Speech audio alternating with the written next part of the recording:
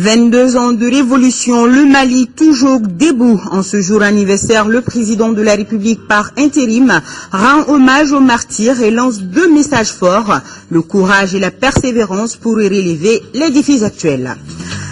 La vie reprend à Tombouctou sur tous les plans. Le gouverneur et l'ensemble des préfets des 5 cercles ont regagné la cité. La population est aussi de retour. L'affluence est grande au bord du fleuve Niger avec la reprise des activités du bac. Le point dans cette édition avec nos envoyés spéciaux. CAN Algérie 2013, demi-finale, fin de course pour les Aiglons. Ils ont été battus au tir au but 4-2 par le Ghana. Mesdames et messieurs, bonsoir. Merci de nous choisir pour vous informer. Bienvenue à cette édition.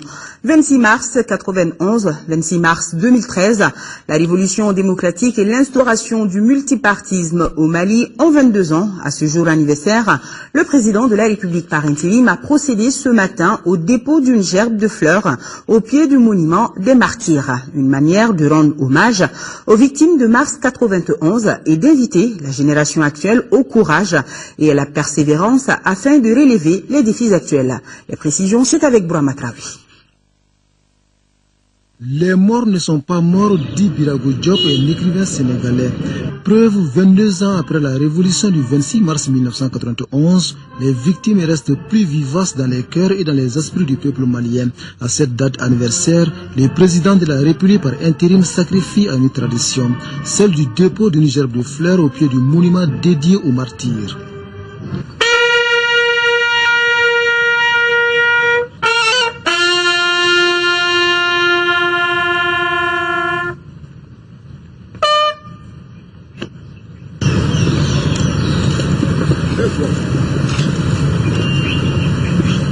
Un devoir de souvenir et de reconnaissance à ceux qui se sont sacrifiés pour un Mali démocratique. À ces dignes fils du pays, le président Dioncounda Traoré a rendu un vibrant hommage.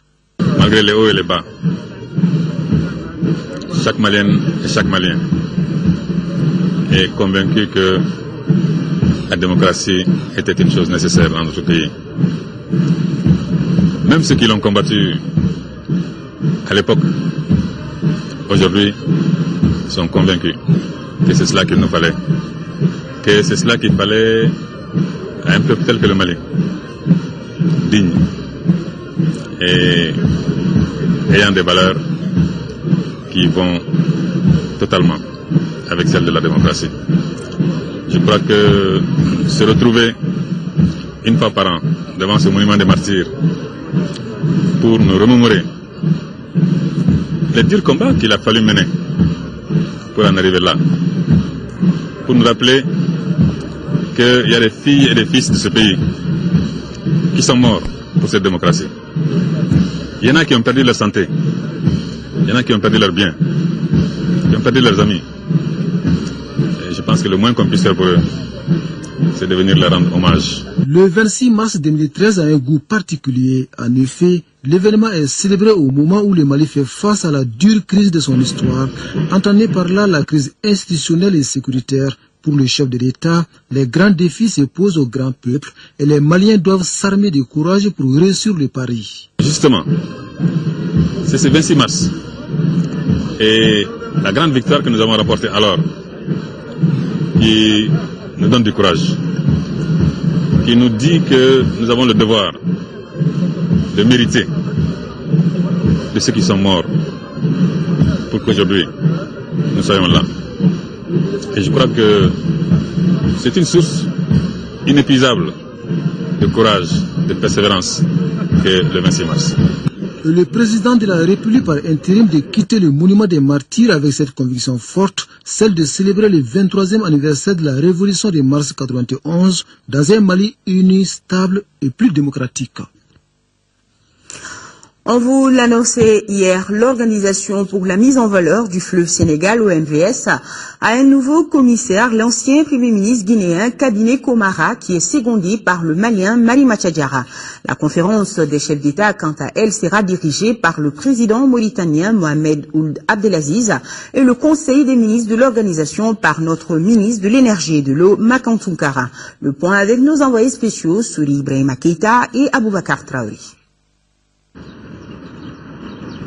contenter tout le monde sans se brouiller avec personne. Le 15e sommet de l'OMVS aura été équilibriste jusqu'au bout. Preuve, un haut commissariat cédé à l'incontournable Guinée, fraîchement revenu dans l'espace.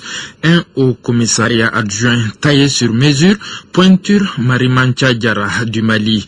Et voilà renouveler l'instance exécutive, comme l'exigeaient les partenaires financiers. Le ton était déjà donné à l'ouverture du sommet, qui se voulait aussi celui de la reconstitution de la famille originelle de l'OMVS, Guinée, Mali, Mauritanie, Sénégal. Et revoilà la Guinée au grand bonheur du président Alpha Condé.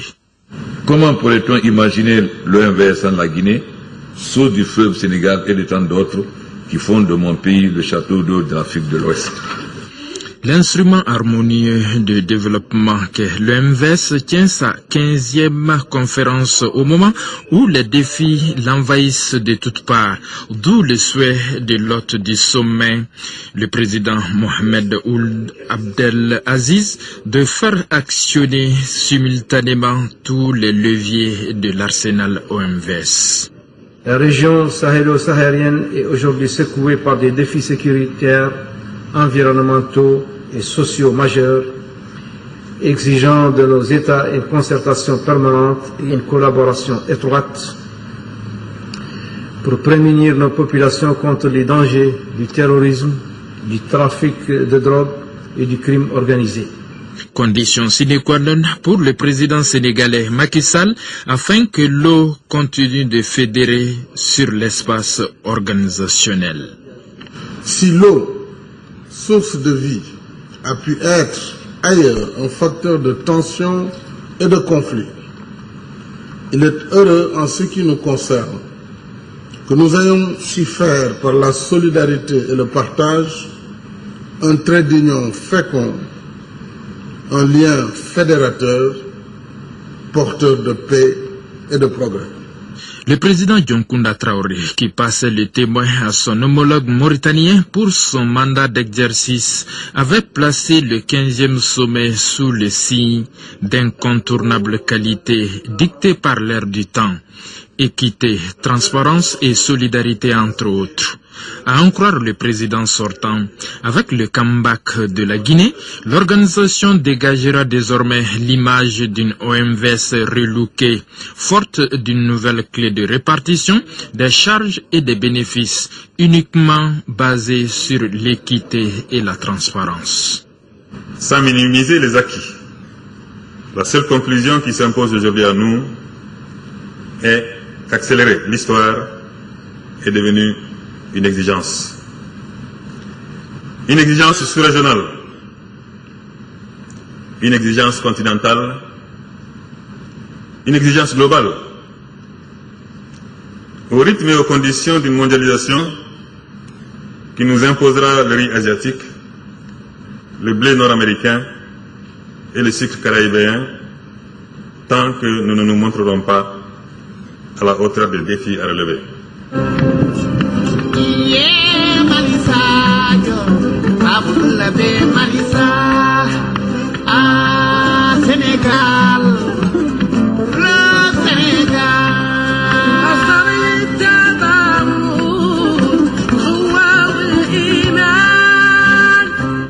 C'est donc reparti pour une organisation où l'eau coule à volonté sur 1790 km du fleuve Sénégal, avec ses potentialités énormes.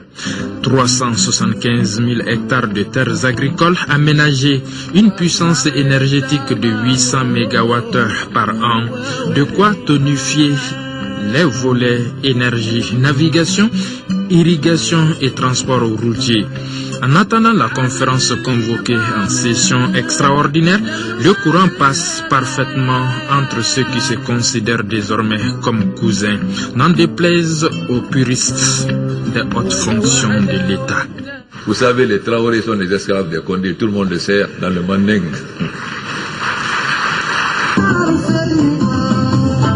C'est sûr, le délicieux dîner de la veille, haut en couleur musicale, a contribué à adoucir les mœurs.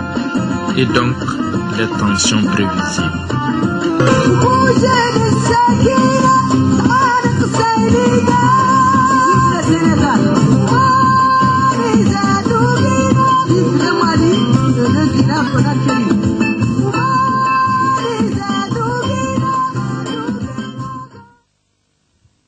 Voilà, à la fin des travaux, nos envoyés spéciaux ont abordé le tout nouveau président du Conseil des ministres de l'EMVS sur les satisfactions ou les déceptions du 15e sommet de l'Organisation pour la mise en valeur du fleuve Sénégal. Makan Toukara est au micro de Souri Ibrahima Keïta.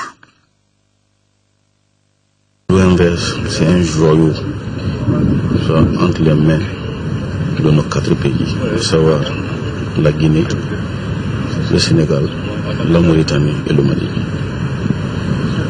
C'est un joyau parce que ça permet de développer la coopération économique entre ces États, mais strictement sur la base de l'équité, c'est-à-dire qui investit plus à plus de bénéfices.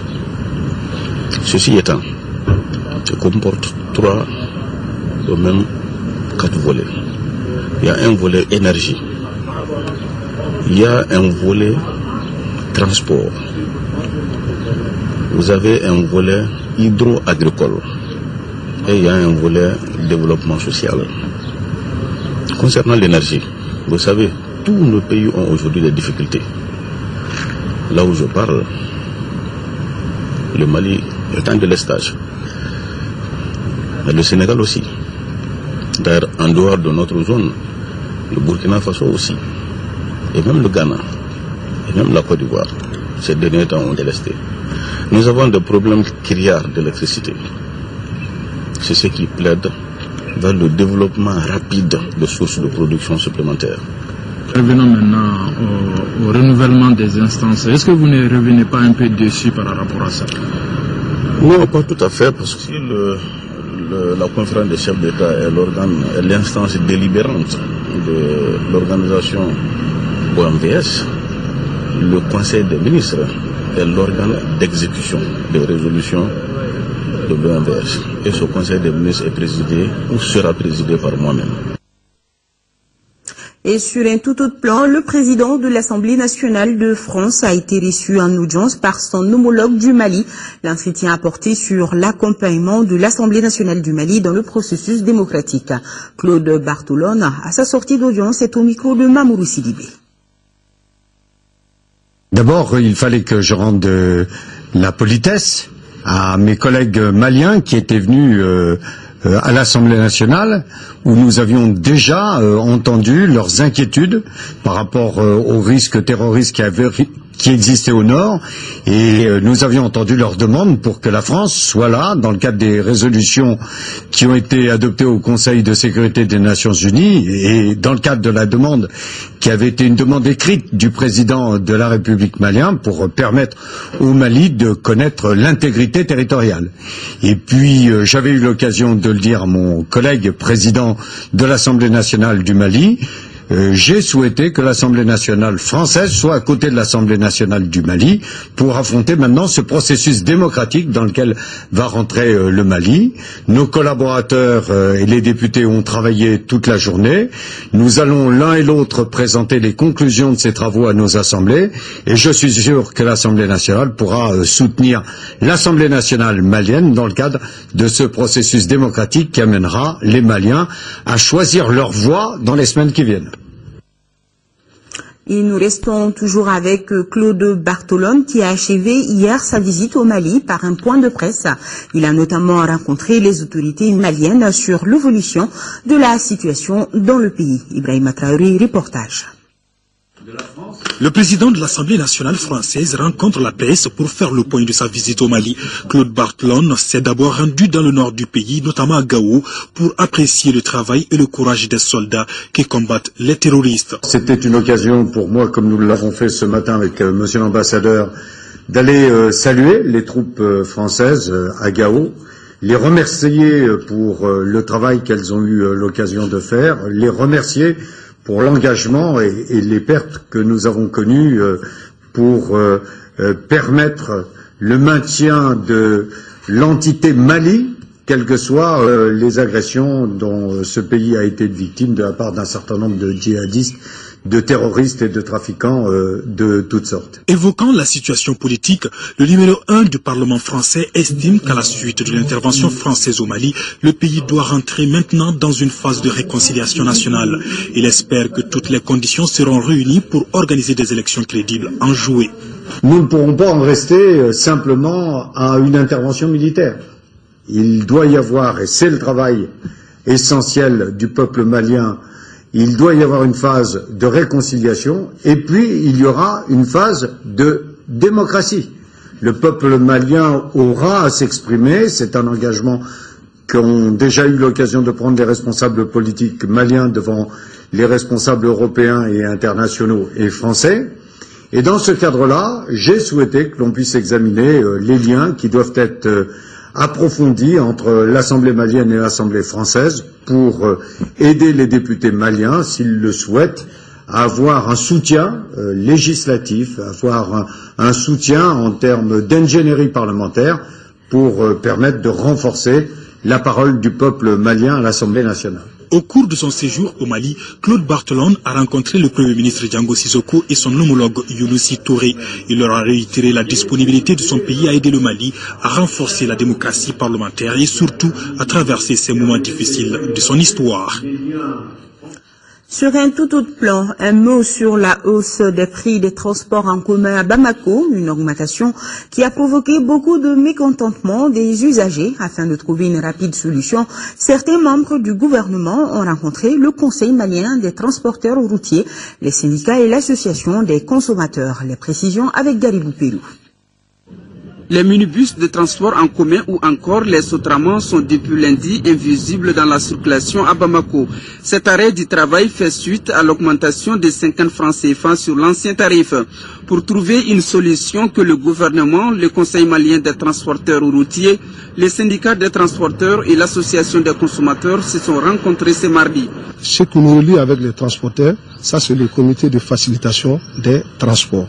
Là où nous sommes, on a beaucoup négocié avec les transporteurs. On est tombé d'accord sur certaines solutions. On est en crise. Tous les États du monde sont venus nous aider. Et je pense que ces transporteurs aussi sont des patriotes. Et ils ont compris et on est tombé sur des bonnes choses. À l'issue des deux rencontres, les transporteurs et nous sommes convenus, de la légitimité, du bien fondé, de l'augmentation des prix des transports en commun. Si c'est clair, il y aura augmentation, mais dans des proportions raisonnables.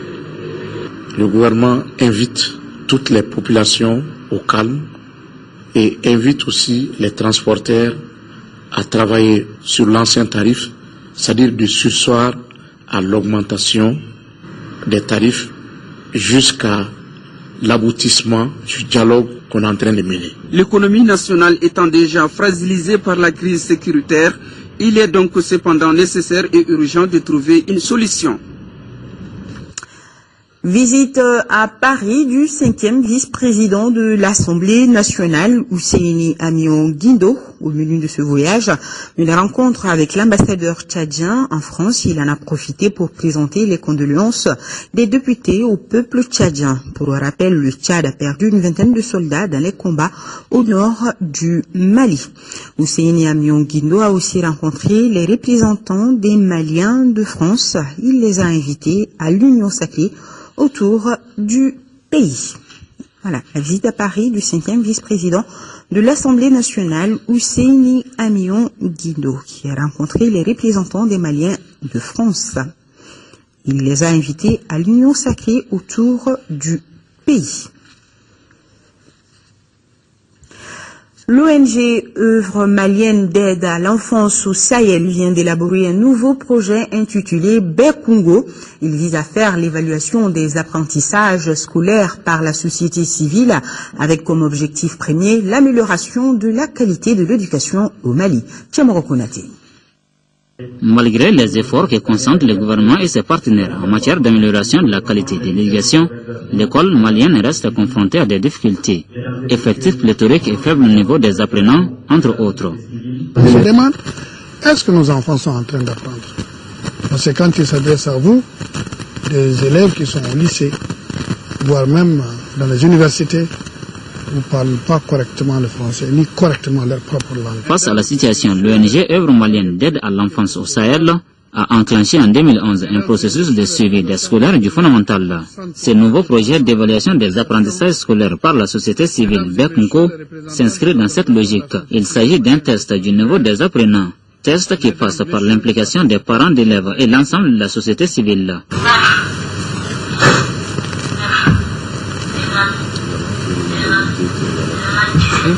Nous avons fait des voyages d'études en Inde, au Pakistan, au Kenya, pour voir comment est-ce qu'ils se sont pris pour participer dans l'évaluation des apprentissages scolaires de leurs enfants. Et de là maintenant, nous sommes revenus pour produire nos propres outils dans toutes nos langues. Le projet a été accueilli avec enthousiasme par le gouvernement puisqu'il constitue un appui de taille au processus de réforme de l'éducation et à la culture de l'excellence tant prônée. La composante qualité constitue un des éléments fondamentaux des changements devant permettre pleinement l'atteinte de la scolarisation universelle dans notre pays. La recherche de facteurs susceptibles de conduire à des améliorations perceptibles chez les apprenants s'impose comme une priorité dans une situation de rareté des ressources. Le projet d'évaluation des apprentissages scolaires par la société civile BECNCO couvre l'ensemble du pays. Il est financé à hauteur de près d'1 milliard de francs CFA sur une période de 3 ans. Ils sont de retour à Tombouctou. Il s'agit du gouverneur de la région, le colonel-major Mamadou Magara, et l'ensemble des préfets des 5 cercles. Une arrivée qui ouvre la voie à un retour définitif des fonctionnaires et agents de l'État. Le compte-rendu de nos collègues de la DIRPA Tombouctou avec la voix de Adama Djindi. Bac de Koriomé, une vingtaine de véhicules de l'État à bord. Les administrateurs viennent de s'installer après 10 mois d'absence. De Raourous en passant par Tombouctou, Diré, Gundam et Niafunke, les préfets ou leurs adjoints ont rejoint leur poste. À l'accueil, le colonel Keba Sangaré et ses hommes. Salutations du juge, accolade, c'est la retrouvaille. L'arrivée du gouverneur et de ses collaborateurs ouvre ainsi la voie pour un retour définitif des autres services publics de l'État, des populations locales et des déplacés. Certains n'attendaient que ce jour. Il y a certains déplacés qui m'ont appelé de Mauritanie ou de Burkina Faso même, qui me disent, monsieur le gouverneur, dès que vous serez à Tombouctou, le lendemain, nous allons entamer notre retour.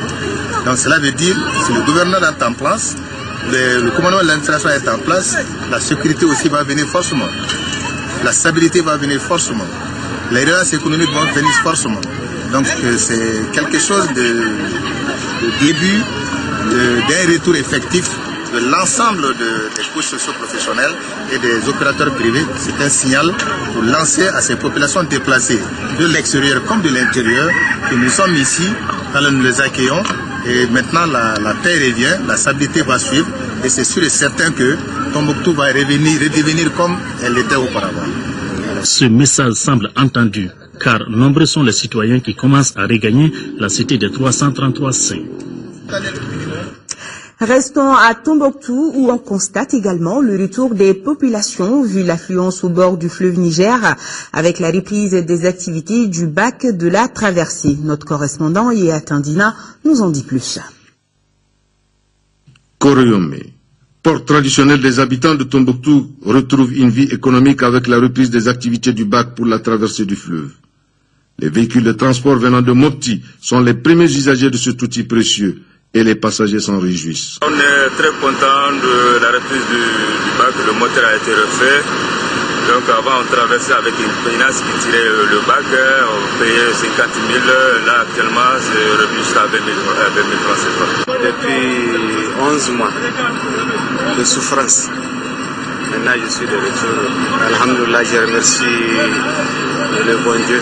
Nous sommes les premières personnes qui sont rentrées dans le bac aujourd'hui. Vraiment, c'est un plaisir à nous tous. Certes, les activités reprennent avec quelques difficultés liées au carburant, mais les habitants de Tombouctou sont heureux de constater que le gouvernement malien partage leurs préoccupations.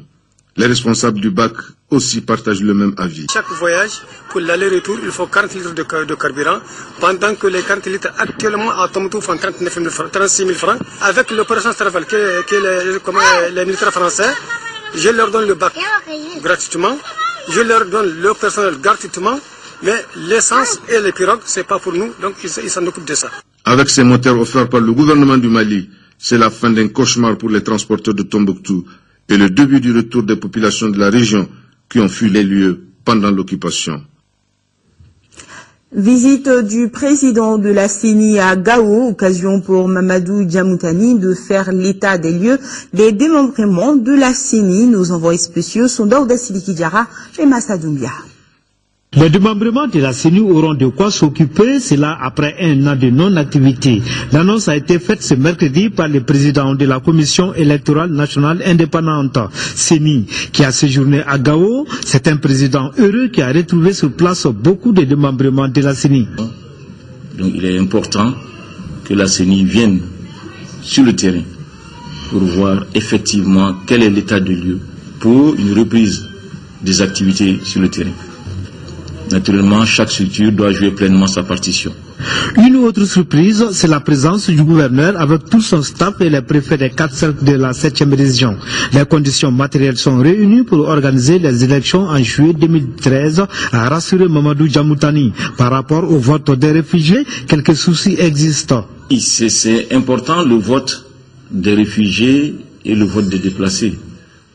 Vous savez, au Mali, le droit de vote est un droit constitutionnel. Et une des missions de la CENI, justement, c'est de veiller à ce que le droit de l'électeur soit respecté. Donc, nous sommes inquiets du vote des réfugiés et des déplacés. C'est le fichier biométrique qui est retenu pour les élections de juillet 2013. La CENI compte 795 démembrements, totalisant 4644 membres à travers les pays. Un mot d'éducation, les étudiants utiliseront désormais des cartes à puce en lieu et place des cartes magnétiques, un changement voulu par Ecobank afin de mieux sécuriser le retrait des bourses d'étudiants. La cérémonie de lancement a eu lieu hier, c'était en présence de Rachel Tessougui. Désormais, les étudiants n'utiliseront plus les cartes magnétiques pour le retrait de leur bourse. Plus de 72 000 cartes à puce seront délivrées par Ecobank à toutes les universités de Bamako. Ce changement contribue à sécuriser la procédure de retrait des bourses d'étudiants. Le changement de carte s'est opéré au niveau même de Ecobank Group. En fait, le groupe a estimé qu'il fallait passer à une norme plus sécurisée des cartes, qui est la carte à puce. Donc je présente, voilà ma carte. Donc cette carte-là est plus sécurisée que les cartes magnétiques. Donc cette opération va se dérouler à partir d'aujourd'hui et puis un peu plus sur le mois d'avril. On invite les étudiants à venir récupérer les cartes. La majorité des étudiants pensent que ce changement sera bénéfique pour eux. Ces cartes à puce sont vraiment efficaces et c'est un moyen vraiment pour sécuriser nos fonds au niveau de l'Ecobank.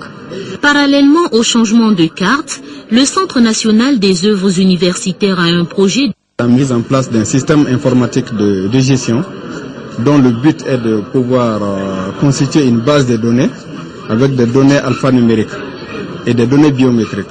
Ça veut dire que l'étudiant aura désormais dans le fichier sa photo et ses empreintes digitales. À moyen et long terme, ce système mettra à la disposition des décideurs des statistiques fiables qui permettront l'élaboration de prévisions et de programmation réalistes pour une gestion efficiente des œuvres universitaires. 10e et 11e session ordinaire du conseil d'administration de la Maison africaine de la photographie. Le budget prévisionnel revu à la baisse est estimé à 87 millions de francs CFA. Garibou Pérou, les détails.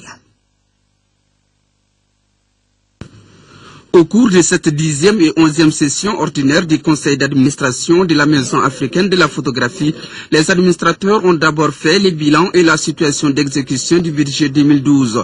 Ils ont ensuite examiné le programme d'activité et le projet budgétaire 2013. La Maison africaine de la photographie, en tant qu'établissement chargé de la promotion et de la diffusion des œuvres photographiques, n'a pas échappé aux contraintes majeures de l'année qui vient de s'écouler. Nous sommes à peine à 70% des ressources qui nous sont habituellement alloués.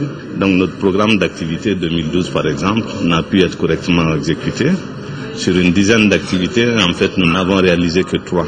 La subvention de l'État pour le budget 2013 se chiffre à la somme de 87 478 000 francs CFA. Il s'agira donc de reconduire les activités qui n'ont pas été réalisées en 2012 et qui restent pertinentes dans le contexte actuel. Courant 2012, la Maison africaine de la photographie, dans le cadre de la Semaine nationale du patrimoine culturel, a organisé une exposition de photographie sur le paysage urbain de Gao et une session de formation en vue de stimuler la création photographique au Mali. À propos de l'année en cours, les œuvres de Mamadou Konaté, prix Accord 2005, seront présentées au public. L'établissement projette aussi des inventaires d'images sur l'histoire et les changements politiques, socio-économiques et culturels de notre pays. En 5e région, tenue de la 6e session du comité régional de suivi et de coordination du projet d'appui aux communautés rurales PACR. À l'ordre du jour, l'exécution du plan opérationnel 2012 et la présentation du plan opérationnel 2013. Mamar Ibrahim Touré, compte rendu. Les assises de cette 6e session du comité régional de suivi et de coordination du projet d'appui aux communautés rurales en région de Mopti porte sur l'état d'exécution du plan opérationnel 2012, la présentation du plan opérationnel 2013. Courant 2012, on est en globalité à 40% de taux d'exécution. Et ce qui reste à faire pour 2013, c'est surtout parachever tout ce qu'on avait commencé afin d'atteindre les objectifs assignés pour la région, à savoir 257 conventions d'appui aux coopératives, 140 conventions pour les collectivités et l'appui à un certain nombre de structures, d'écoles, de mutuelles et d'ASACO. Nous avons fait une forte recommandation qu'un portage politique soit assuré par les collectivités territoriales en vue d'assurer le plaidoyer pour une rallonge, une prolongation de ce programme-là jusqu'à fin d'année 2013, mais aussi négocier une autre phase. La session recommande également de développer la synergie entre les acteurs sur le terrain à travers les cadres de concertation, d'élaborer et mettre en place un mécanisme de pérennisation des actions et enfin susciter l'appropriation des acquis du projet par les structures pérennes. Plan Mali, désormais opérationnel en 5e région avec l'ouverture de ses bureaux à Sévaré, une réponse à la crise qui traverse le pays pour mieux être aux côtés des populations dans le besoin. C'est ce qui nous dit Yacouba Maïga. Cette nouvelle représentation de Plan Mali à Mopti couvrira les cercles de Mopti et de Douanza. Elle sera chargée de la mise en œuvre de plusieurs projets d'assistance humanitaire en réponse à la crise humanitaire qui sévit dans la région de Mopti. Notre mission, c'est de nous battre ensemble avec tous les acteurs afin que ces enfants les plus marginalisés puissent sortir du sous-développement, puissent avoir leur mot à dire, puissent contribuer dans le développement de leur pays. Pour démarrer les activités, Plan Mali a diligenté un certain nombre d'enquêtes qui ont abouti à la conception rapide d'un projet d'éducation et de protection des enfants en situation d'urgence. Ce projet sera exécuté en collaboration avec Caritas Mopti dans les communes les plus affectées de la région. Votre présence aujourd'hui, après les appuis en vivres et kits scolaires aux enfants déplacés depuis les premières heures de la crise, et le témoignage de l'engagement de votre organisation aux côtés des autorités nationales et régionales dans la gestion de la crise. Les activités de Plan Mali à Mopti vont se focaliser entre autres sur l'amélioration des conditions de vie et d'études des enfants vulnérables et déplacés, ainsi que la formation des enseignants sur la pratique pédagogique et sur la prise en charge psychosociale des enfants. De la culture dans cette édition, les artistes plasticiens de Bamako se mobilisent pour l'unité de la nation. C'est à la faveur d'une exposition d'art qui se déroule au Musée national. Ces artistes s'engagent à reverser 50% des prix d'achat des tableaux à l'effort de guerre. Cheikh Oumar Sangari. Concilier la créativité artistique avec l'engagement pour la cause de la nation, tel est l'objectif principal de cette exposition d'œuvres d'art. Le thème choisi est « Pour un Mali un et indivisible, fier de ses valeurs culturelles ». L'activité s'inscrit dans le cadre du volet culture et citoyenneté du plan d'action de la direction régionale de la culture. La culture, c'est un socle du développement. C'est à travers cette exposition que nous allons essayer d'amener au moins notre modeste contribution à la consolidation du Maliba, de notre pays. Les œuvres exposées parlent du Mali dans toute sa diversité, du nord au sud. Pour le chef du département, parrain de l'événement, la créativité de nos artistes est mise à profit pour la mobilisation nationale. Une telle initiative témoigne éloquemment de la solidarité indéfectible de nos artistes plasticiens à l'égard du peuple malien, qui est en train de vivre dans la chair et dans l'âme une des pires tragédies de son histoire. Un peuple dont le courage et l'exemplarité continuent de forcer l'admiration.